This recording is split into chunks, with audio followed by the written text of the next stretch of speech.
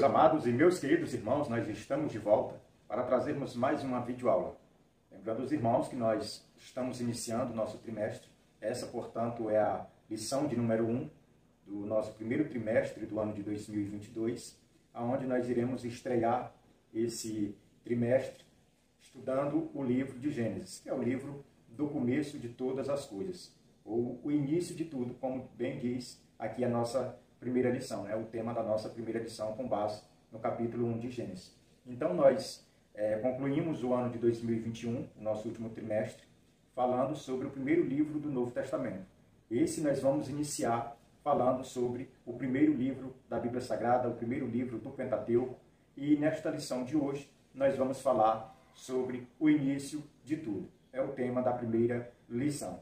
E nesta lição de hoje nós queremos chamar a atenção dos irmãos que estão assistindo esta videoaula, lembrando que nem todos os nossos irmãos estão assistindo, porque como é uma data festiva, a grande maioria viaja e não tem acesso aí aos nossos vídeos. Mas para aqueles que estão fazendo uso, nós queremos dizer que o livro de Gênesis, ele é um livro que tem a sua importância para a boa interpretação de toda a Bíblia Sagrada. Então eu quero trazer algumas informações antes de nós adentrarmos aqui na nossa verdade prática, no nosso textual. Antes de apresentar tudo isso, eu quero trazer algumas informações que é necessário para, vamos dizer, que a boa compreensão desta aula. Então, a primeira pergunta que eu quero responder e também trazer aos nossos irmãos é acerca de quem é o autor do livro de Gênesis. Todos nós, ou a grande maioria, sabe que o autor é Moisés, porque Moisés ele foi o autor não somente do livro de Gênesis, mas de todo o Pentateuco, de toda a lei, de todo o Torá, que é os 5 primeiros livros da Bíblia Sagrada. Então Moisés ele é o autor. Em quantas partes estão divididas, vamos dizer assim, o livro de Gênesis? Conforme a nossa lição, o nosso comentarista ele vai apresentar que o livro de Gênesis ele está dividido em 3 partes, mas se alguém falar que é em 2 partes, também não está errado, porque como a questão da divisão, a gente vê que o livro de Gênesis, do capítulo 1 até o capítulo 11, é a primeira parte. Do capítulo 12 ao 36, o nosso comentarista da lição ele vai dizer que é a segunda parte. E do 37 ao 50, a terceira parte. Mas se os irmãos observarem, a segunda parte, que compreende do 12 até o 36, ela está muito emaranhada com a terceira parte.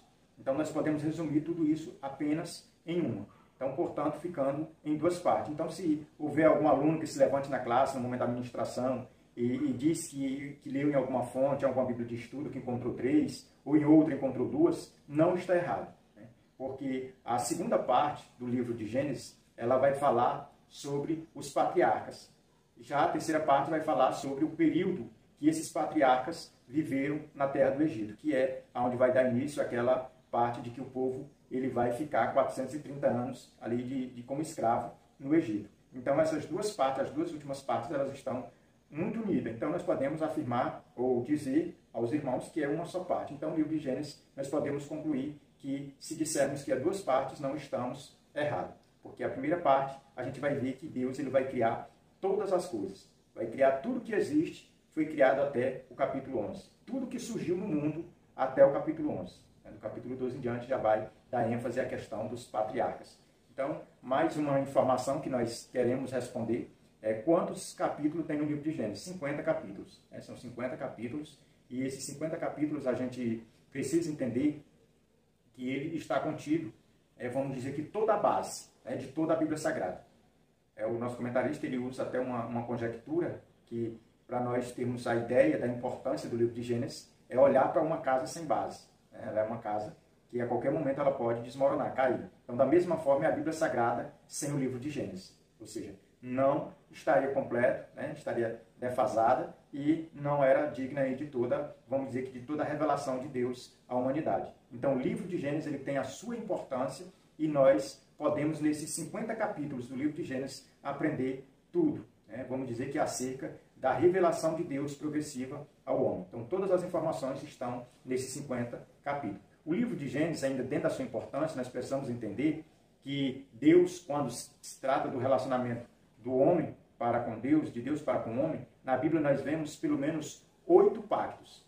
8 pactos que Deus fez para com o homem. Desses 8, 4 deles nós encontramos no livro de Gênesis. Nós vemos que o livro de Gênesis ele tem essa importância.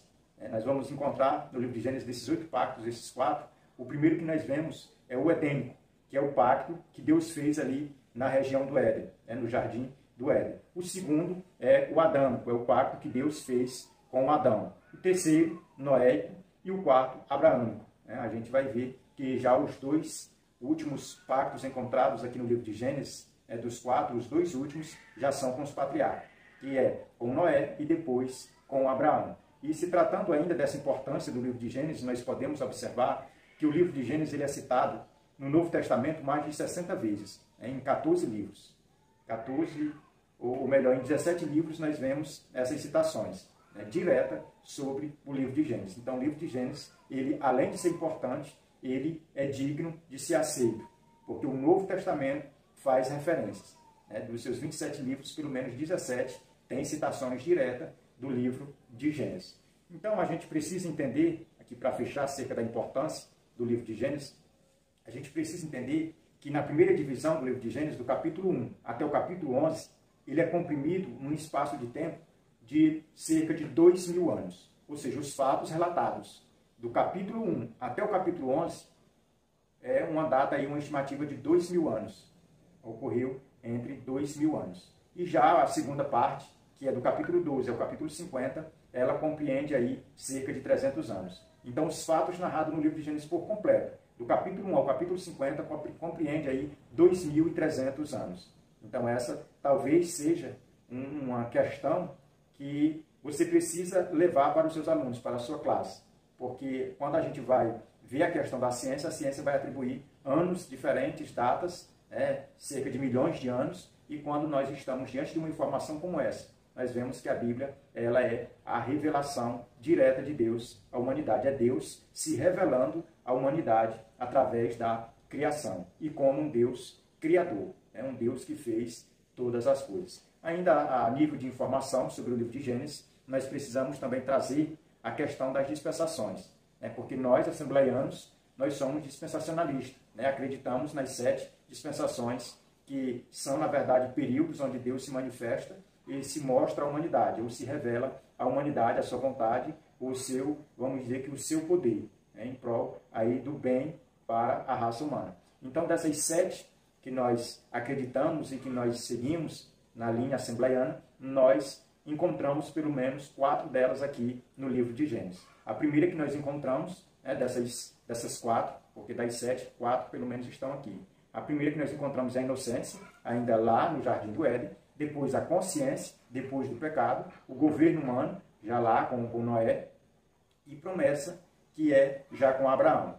E as outras 3, é a lei, que vai ser lá no período mosaico, e a graça, no período de Cristo, até a última, que é o milênio. Então, essas são as 7 dispensações que nós, assembleianos, acreditamos e que nós também pregamos isso. Então, o livro de Gênesis para nós, ele é uma fonte de conhecimento.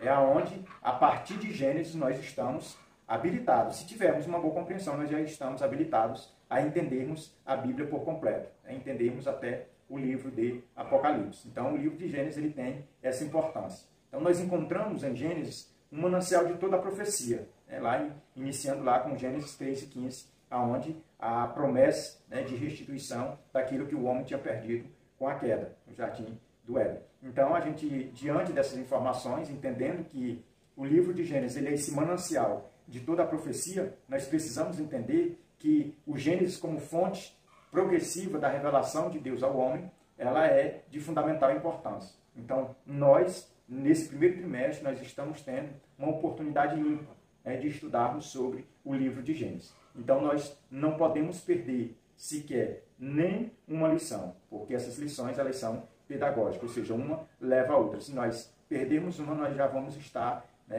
sem uma boa compreensão do todo. Então, por isso que é importante nós atentarmos bem para todas as lições que serão ministradas em sala de aula. Então, nós vamos agora apresentar os nossos objetivos. O primeiro objetivo que nós queremos trazer aos nossos irmãos é ressaltar a importância do livro de Gênesis, como nós acabamos de fazer aqui, trazer todas as informações, mostrando essa importância do livro de Gênesis, tanto para a humanidade como para a própria igreja, para a nossa própria vida cristã. Porque o livro de Gênesis ele é importante porque ele traz para nós, crentes, uma revelação acerca de Deus, né? Acerca de Deus como Criador. Então, a nossa cosmovisão cristã ela é formulada a partir do Gênesis. Se não houvesse Gênesis, nós não tínhamos essa cosmovisão cristã.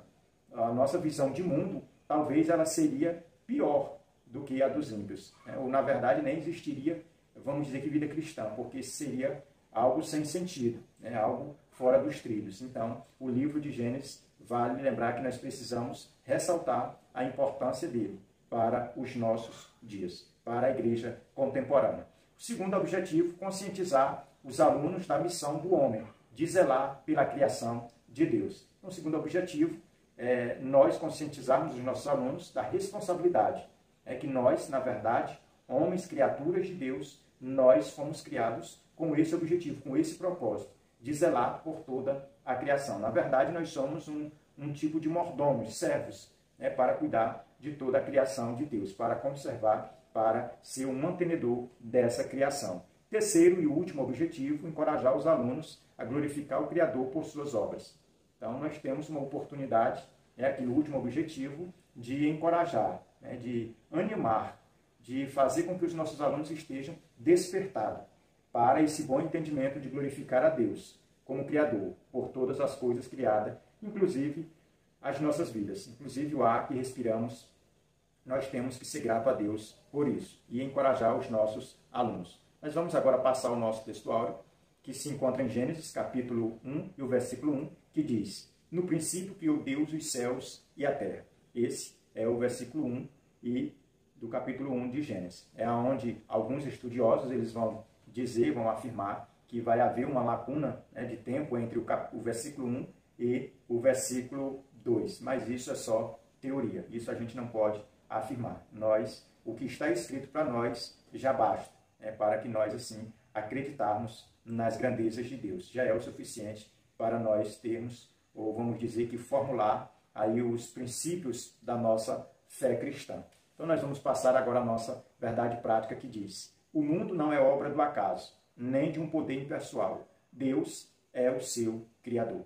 Então, a nossa verdade prática, ela nos informa que Deus, ele é o Criador dos céus e da terra. Ele é o Criador de todas as coisas, porque ele tem poder para criar. As coisas, elas não surgiram, o mundo ele não surgiu, o universo ele não surgiu do acaso, ele não surgiu de uma explosão. Não, o universo ele foi criado. A criação ela deixa rastros, né, de quem a criou. Então, a gente olhando ao nosso redor, a gente vai ver isso de uma forma bem detalhada na lição, que de todas as informações que a ciência mostra, né, acerca do universo, tudo isso só aponta para Deus. Porque é tão perfeito que não tem como isso acontecer, né? Do nada as coisas serem tão perfeitas. Por que a Terra ela se mantém no seu eixo? Ela não sai da sua órbita? Por que a Terra ela não se aproxima do Sol? Por que o Sol não se aproxima da Terra? Então, tudo isso a gente vê Deus no controle de todas as coisas. Então, todas essas evidências apontam que há um Criador, que há um Deus Elohim, um Deus poderoso, né, que é Criador de todas as coisas. Então, nós vamos passar agora a nossa introdução da nossa lição, que diz: o livro de Gênesis ele apresenta 3 grandes divisões, do capítulo 1 ao 11, do capítulo 12 ao 36 e do capítulo 37 ao 50. Essa é as divisões que o nosso comentarista, o pastor Pablo, ele vai apresentar para nós. Mas, como a gente já falou a nível de introdução, se os irmãos acharem ou encontrarem alguma fonte que vai dizer que é 2, também não está errado, né? 3 ou 2, porque vai tratar do mesmo assunto. As 2 últimas elas vão estar ligadas. Vai falar do mesmo assunto, que é acerca dos patriarcas. Então, a segunda parte da nossa introdução aqui, nosso comentarista ele vai falar acerca da autoria, né, do livro de Gênesis, onde as tradições judaicas elas vão defender que é Moisés. A grande maioria dos eruditos eles chegam a esse consenso de que foi Moisés o autor, né, do livro de Gênesis, não somente do livro de Gênesis, mas de todo o Pentateuco. Então, as evidências apontam para Moisés, que é autor dessa obra que está em pauta para o nosso estudo desse trimestre.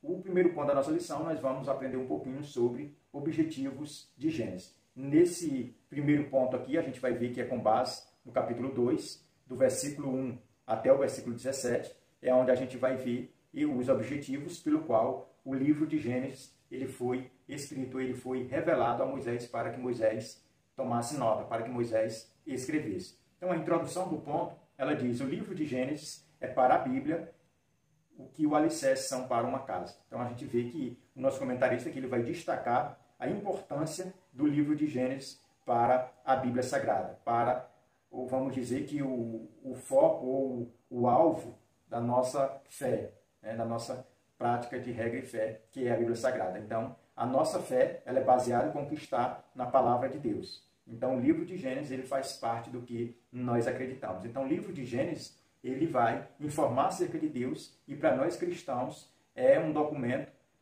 vamos dizer que é um escrito aonde nós nos abalizamos para refutarmos todo e qualquer, vamos dizer que conjectura ou pensamento humano para explicar acerca da criação.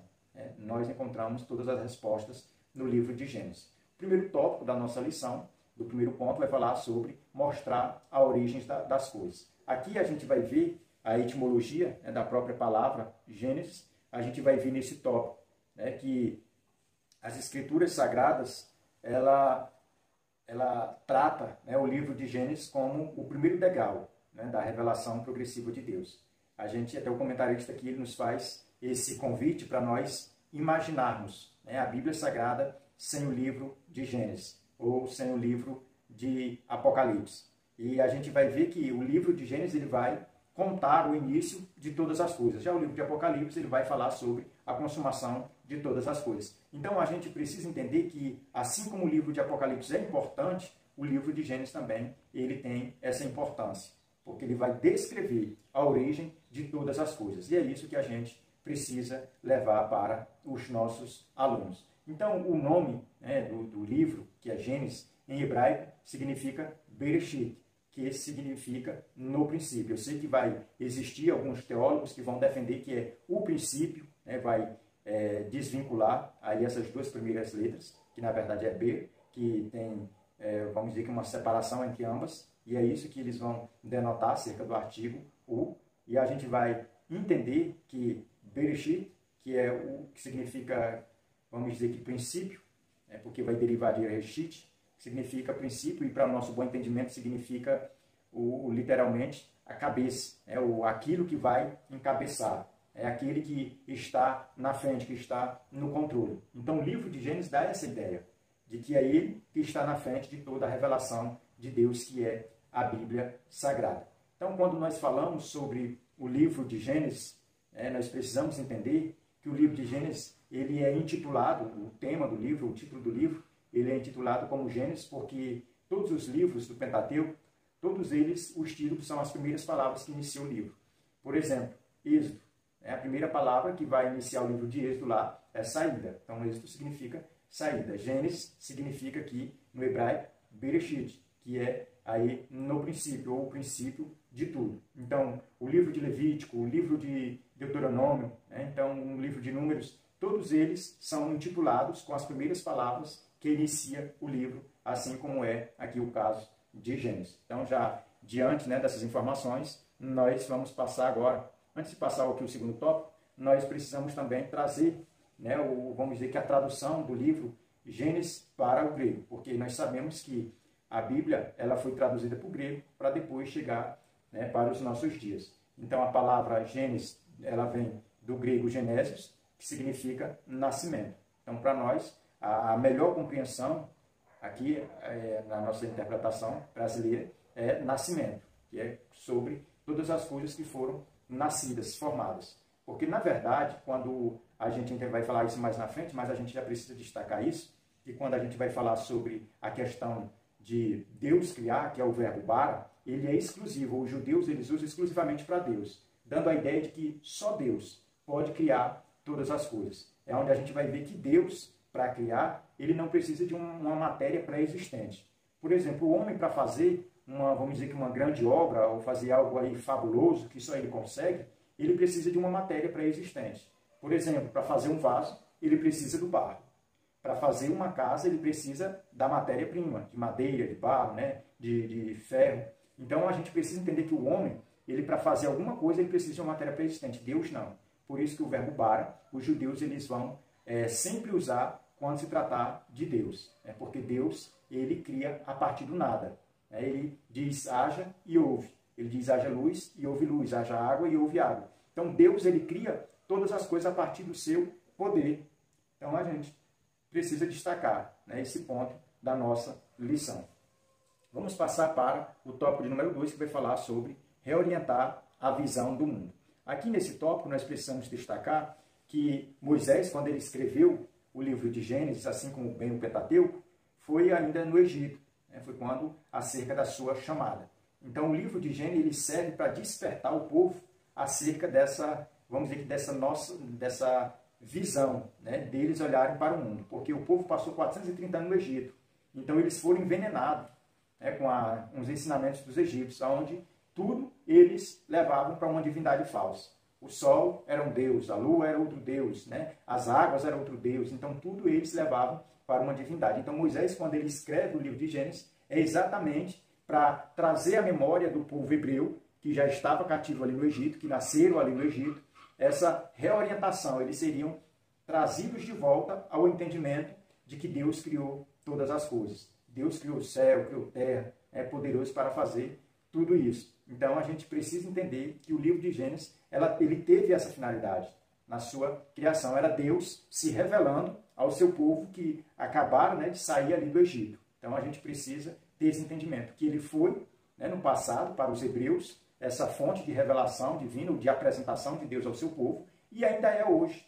O livro de Gênesis ele continua nesse mesmo propósito, de revelar Deus, ou a bondade de Deus, ao seu povo, aqueles que creem no seu poder. Nós vamos agora passar para o terceiro tópico, mostrar a razão de certas leis. Então a gente vê que o livro de Gênesis também ele tem esse propósito, de mostrar o início de tudo.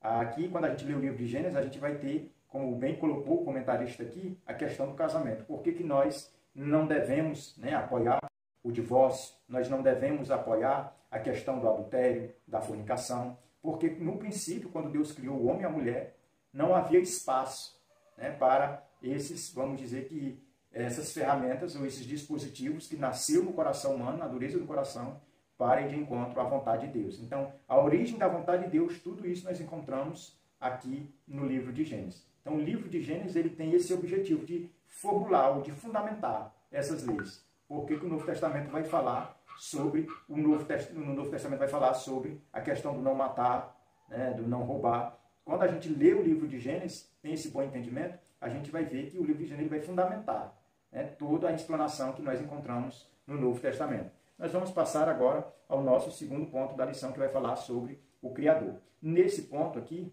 a gente precisa entender, como bem diz a introdução do ponto, que diz aceitar que há um Criador é uma questão de inteligência. E a honestidade e aceitar que esse Criador, aceitar quem é esse Criador é uma questão de fé. Então, nessa introdução desse segundo ponto, nós vamos ver que o comentarista ele vai destacar ou dar mais ênfase na parte B, dessa introdução desse ponto, com a questão de nós aceitarmos quem é o Criador, que é um ato de fé. Muitas pessoas eles levam a questão da criação para todos os lados, para a ciência, para a questão dos anos que foram se passando e a matéria foi se formando, mas não leva para a parte de Deus. Então, nós, como cristãos, nós não precisamos de nenhuma evidência científica para acreditarmos, para aceitarmos que Deus ele foi o Criador de todas as coisas. Pelo contrário, nós, pela fé, cremos que Deus ele criou todas as coisas. O tópico primeiro vai falar sobre a autoexistência. Esse é o primeiro tópico do segundo ponto, onde a gente vai encontrar aqui, com base no versículo de número 1 de Gênesis 1, que Deus ele criou, ele autoexiste por si só, ou seja, ele não foi criado por ninguém, ele não depende de ninguém ou de nada para existir. Ele é autoexistente em si mesmo. Então, não tem como a gente, na nossa mente meramente humana, acreditarmos ou acharmos que Deus foi criado por um ser, ou que Deus teve que se criar. Na verdade, isso, para nós, é de uma certa forma limitado. A nossa mente, ela, por mais, vamos dizer que desenvolvida que seja, ela ainda é limitada para entender essa questão. Então, pela fé, nós acreditamos, como bem nos informa aqui nesse tópico, nosso comentarista, nós acreditamos que Deus, ele é autoexistente. Ou seja, Deus, ele é criador de todas as coisas. Ele não tem necessidade de pegar algo para criar alguma coisa, para que essa coisa venha testemunhar acerca dele. Não, independente das coisas que Deus cria, ele existe em si mesmo. Ele não depende de nós ou de qualquer outra criatura para provar acerca da sua existência. É isso que a gente vai ver, que o escritor do livro de Gênesis, ele não vai ter essa preocupação, né, de apresentar Deus, ou vamos dizer que, de uma certa forma, de mostrar a existência de Deus. Não, a preocupação dele é de mostrar que Deus criou todas as coisas. Ele não está interessado de provar acerca da existência de Deus, mas acerca de que Deus, ele é criador de todas as coisas. Ou seja, o escritor do livro de Gênesis, como bem do Pentateuco, ele não tinha nenhuma dúvida acerca da existência de Deus, se Deus existe ou se não existe. Ele tinha plena certeza que Deus existia. E além de Deus existir, Deus ainda criou todas as coisas, criou todo o universo e está no controle de todas as coisas. Era isso que o comentarista da nossa lição, ele desejou, e o que ele fez no livro de Gênesis. O segundo tópico é transcendente. Aqui a palavra transcendente, a gente vai ver que ela é uma palavra sinônima, né, de distinto. Ou seja, o nosso comentarista ele quer destacar para os leitores aqui que a questão da transcendência de Deus é mostrar que Deus ele é distinto de tudo que ele criou, de toda criatura, de todo o universo, que ele está no nível muito mais elevado do que toda a criação. Porque hoje nós sabemos que existem religiões de todos os lados, onde uns creem no espiritismo, outros creem no naturalismo, onde eles acham que Deus é a natureza e que a natureza é Deus. Eles não sabem diferenciar a criação do Criador. Então é isso que a palavra transcendente nos revela. É que Deus ele é um ser distinto de toda a criação. Ou seja, nós não podemos colocar na mesma balança Deus e a natureza. Nós não podemos colocar na mesma balança o universo, os cosmos e Deus. Mas Deus ele é superior. Deus ele está acima, porque ele é criador e todas as coisas são criatura feita pelas suas mãos. E é isso que nós precisamos destacar nesse tópico. Terceiro e último tópico aqui do nosso segundo ponto é todo poderoso. Aqui nesse tópico a gente vai ver que o comentarista ele vai descrever, ou vamos dizer que destacar aqui o verbo bara, que é onde vai dizer que criou Deus, Elohim. Bara, Elohim, criou Deus, todas as coisas, ou seja, céus e terra. Então a gente vai ver nesse tópico que Deus ele é tido, ou que o livro de Gênesis revela para nós alguns nomes de Deus, como Elohim, que é o Criador, Jeová, e a gente vai ver os nomes compostos de Deus, a gente vai encontrar também aqui no livro de Gênesis. Mas nesse tópico a gente vai ver que Deus aparece aqui como Todo-Poderoso, ou seja, o grande Deus Yahvé, o Criador dos céus e da terra. É o Deus que tem poder, para, além de criar os céus e a terra, ainda sustentar, ainda ser o mantenedor, ou seja, cuidar para que essa criação ela fique no seu equilíbrio. Ou seja, o Criador dizendo que está no controle de todas as coisas. Então a gente vê que o poder de Deus ele é manifestado na criação, e na sustentação do universo. Terceiro ponto da lição, vamos falar sobre a criação. O segundo foi sobre o Criador, agora sobre a criação. Nesse tópico, a introdução do ponto diz: a criação é perfeita demais para ser fruto do acaso ou de uma simples explosão. Quando olhamos à nossa volta, vemos um teatro da revelação divina. Então, é o que a gente falou no princípio, na introdução, a gente volta a reafirmar que todas as coisas criadas, toda a criação, ela carrega consigo as digitais de Deus. Ela deixa os rastros do seu Criador. Assim como uma obra-prima, quando ela é feita, o autor da obra ele vai lá e põe lá embaixo a sua assinatura. Ou seja, ele deixa a sua marca, os seus traços. Então, da mesma forma, é a criação. A criação de todas as coisas, elas carregam as digitais de Deus. Então, isso que a gente precisa destacar. E o primeiro tópico aqui, a obra de Deus. Nesse primeiro tópico, nós vamos ver que as obras de Deus são aqui os céus e a terra. O segundo tópico, pela palavra de Deus. Nós vamos ver a ferramenta que Deus usou para criar todas as coisas, que foi a sua palavra. Ou seja, a palavra de Deus, ela é, como diz lá em Hebreus 11:3, através da palavra, nada, vamos dizer que antes de Deus proferir que viesse a existir, não existia, mas depois que Deus libera a palavra, tudo vem à existência. As ervas do campo, que na verdade é o reino vegetal, o reino animal, tudo isso veio existir depois que Deus libera a sua palavra. Então, o poder de Deus está na palavra. Quando ele diz, haja isso e houve, haja luz e houve. Então, a gente precisa destacar que a palavra de Deus, ela foi esse instrumento para a existência das coisas. Então, como o nosso Deus é um Deus imutável, a sua palavra, ela é revelada aqui no livro de Gênesis, a revelação de Deus. Então, a palavra de Deus, para nós, ela ainda tem o mesmo poder. Quando Deus a libera, é com um propósito, seja para criar ou seja para transformar. Mas a palavra de Deus, ela ainda tem o mesmo poder. Vamos agora para o nosso próximo tópico, que é o terceiro, que vai falar sobre o fruto da graciosa vontade de Deus. E nesse tópico nós precisamos destacar que Deus, ele não tinha necessidade nenhuma de criar, vamos dizer, tudo que existe, a criação.